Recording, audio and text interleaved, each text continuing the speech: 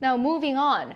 With Korea's 22nd general election just 20 days away, candidate registration will begin tomorrow, essentially marking the start of the election race.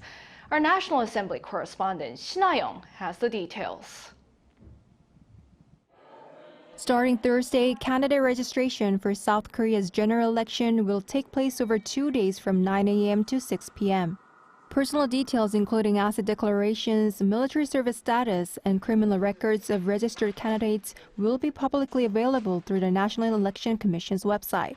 Both the ruling and main opposition parties last week each announced their 10 key pledges for the next 4 years with a shared emphasis on tackling the country's low birth rate. The People Power Party outlined its key pledges, focusing on 3 primary agendas: addressing the low birth rate, narrowing the widening wealth gap, and addressing climate change. The Democratic Party's commitments are centered around 4 major objectives: enhancing people's livelihoods, providing hope for the future, protecting democracy, and fostering peace. The party's focus lies in extending financial assistance to newlywed couples, such as providing public rental housing to couples with more than 1 child. Cities with major chip makers plants including SK Hynix and Samsung Electronics in Gyeonggi-do Province, known as the Semiconductor Belt, are emerging as pivotal swing regions. Parties have been announcing chip-related pledges and nominating influential candidates in these areas. The ruling party pledged full support for the government's plan to create a mega chip cluster in Gyeonggi-do Province by 2047 and simplify the process for chip development and investment permits.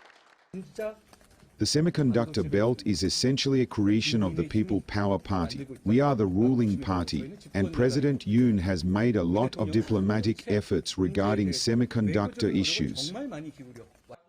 Meanwhile, the main opposition party has committed to creating an ecosystem for a semiconductor powerhouse through regulatory reforms and tax incentives. These include extending the tax deduction deadline for investments in national strategic technologies and establishing so-called semiconductor megacities in the southern and eastern regions of Gyeonggi-do Province.